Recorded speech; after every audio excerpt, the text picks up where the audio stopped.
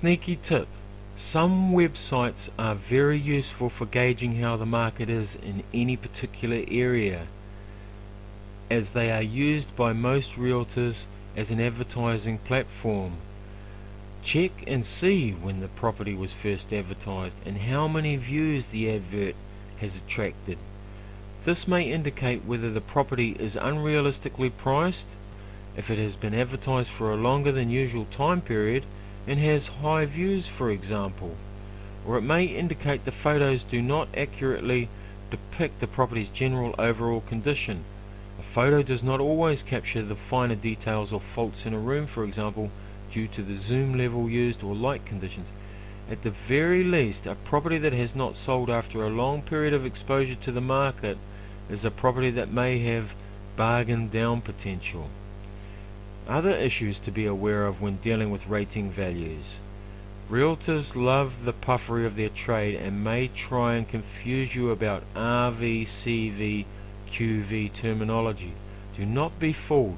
Rather, just ask them whether they are talking about a registered valuation by a professional valuer when they mention an RV value, or just the plain old run-of-the-mill rates value or council value, the QV.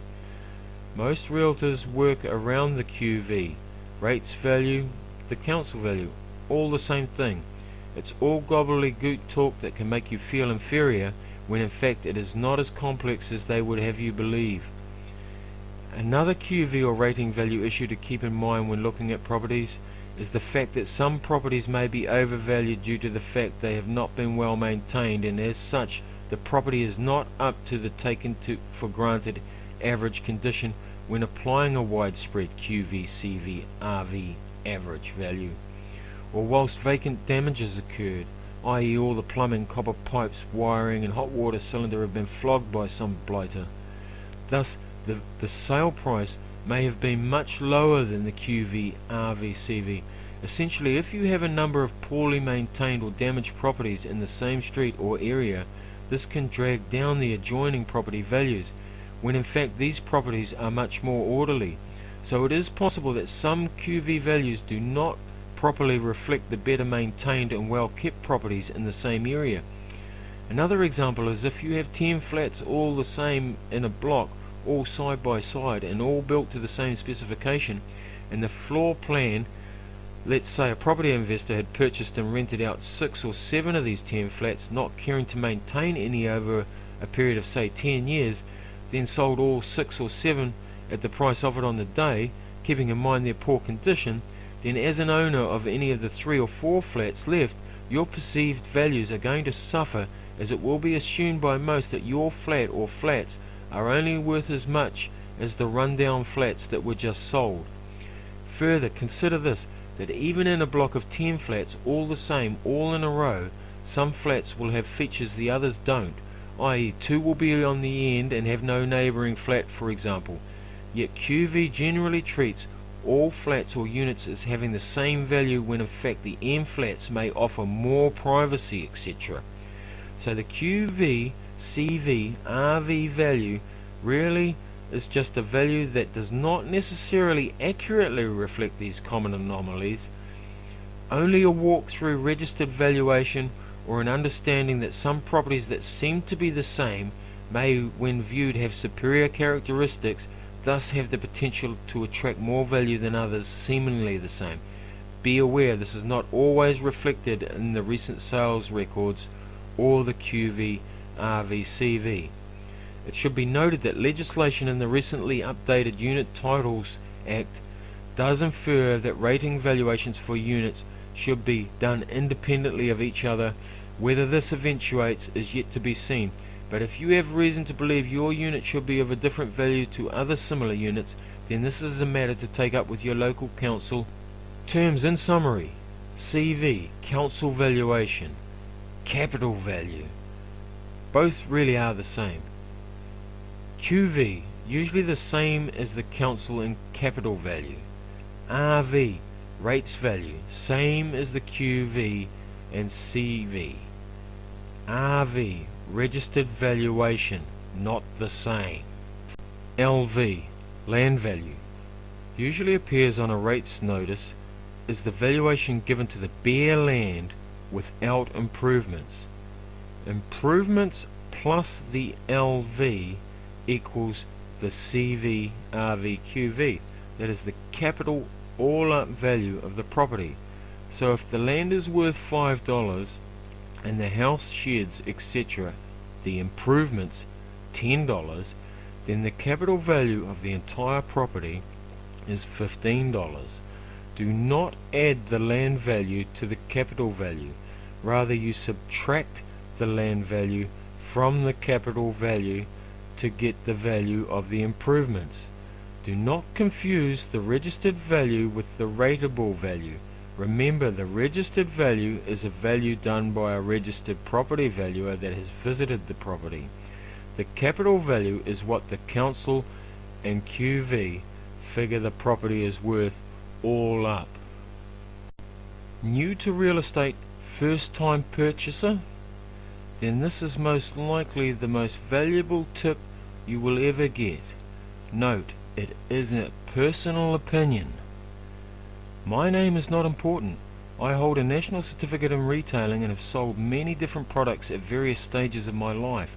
I started at age 8, trading stamps and marbles in the playground, and at age 12 or 13 I was cold selling and was very successful in doing so. I've since sold nuts, bolts, screws, electrical goods, cars. Now I'm near 50 years old and have even sold real estate.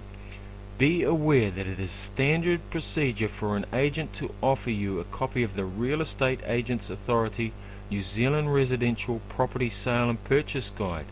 This guide informs you of the rights you have as a purchaser when entering into a residential sale and purchase agreement. They will ask you to sign an acknowledgement form of having been given a copy of this guide, and you risk nothing by signing and accepting a copy of the guide, for it has good information in it. But, in my opinion, this is what some real estate agents may not want you to know, especially if you are a first-time potential purchaser. This being that the introduction document, Real Estate Agents Authority New Zealand Residential Property Sales and Purchase Agreements Guide, and sign-off of receiving such, may in my own opinion be viewed as the bait, and once signed away they are free to reel you into signing your life away, as in a way, acknowledging by signature receipt of the introduction means they are free to close, and they don't have to wait for you to seek legal advice, because from their perspective, and this is in my own opinion, they are covered once that acknowledgement is signed. In my own personal opinion, a skilled salesperson could use and or view the introduction sign-off as a waiver agreement, whereby all that is left to do is close the sale with getting a signature on the sale and purchase agreement. Why would they be interested in waiting for you to seek legal advice? They already have a signed document that could be used as a waiver, because the document advises you to seek legal advice before signing anything, and they could then say you ignored that advice and signed the sales and purchase agreement. So my advice to anyone entering into an agreement for the sale and purchase of real estate, particularly for the first time, is do not under any circumstance sign the sale and purchase agreement without first seeking independent legal advice from a qualified lawyer, preferably a lawyer that specializes in property conveyance. In my opinion, I do not believe that the New Zealand government ever intended the New Zealand Residential Property Sale and Purchase Agreements Guide to be used as a waiver. Rather, in my own opinion, it was only designed to inform a potential buyer of their right to seek independent legal advice. So if any real estate agent attempts to get you to sign the agreement for sale and purchase of real estate without giving you the opportunity to seek independent legal advice, you should complain to the Auckland District Law Society or the Real Estate Agents Authority, a government department, about their conduct. Do this especially if they say they cannot forward or present your offer unless you sign the sale and purchase agreement there and then. They have to give you an opportunity to seek legal advice, and they have to present the document for you to take away and get legal advice on if you have not yet engaged a lawyer. Don't sign any legal document, particularly the agreement for sale and purchase of real estate contract, without first obtaining legal advice from a lawyer. The signing of having been given or supplied a copy of the Real Estate Agents Authority New Zealand Residential Property Sale and Purchase Agreements Guide by the real estate agent means you have been informed of your rights, and as such, if you sign the agreement for sale and purchase of real estate without consulting a lawyer, you will be entering into a legal contract and bound by its terms. The danger is, if you have no idea what legal definitions are, it's too late to do anything about it, unless the other party, the seller, agrees. And keep in mind the fact that the seller has agreed to nothing because they have not signed anything. They will probably get a lawyer to check the contract before they sign, which is what you should have done if you did sign it. Always get your lawyer to check any legal contract before you sign anything that may bind you to an agreement.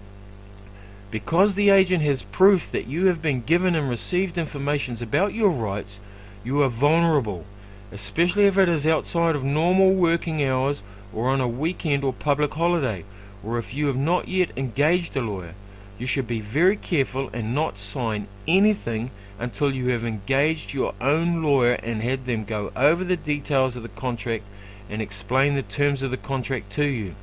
Tell the agent to draw up the contract so as you can take it to your lawyer, or that you will find and have a lawyer contact them about forwarding an offer.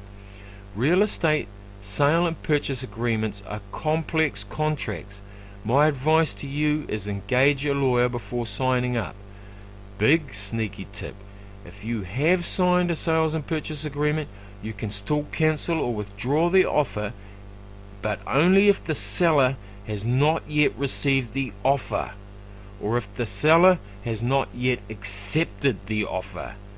You need to contact the agent or agency or the seller and advise them you wish to cancel or withdraw your offer. You do not need to give any reason. So if you have regrets or second thoughts, cancel or withdraw the offer before the seller receives or accepts it. Good luck in finding the property you seek.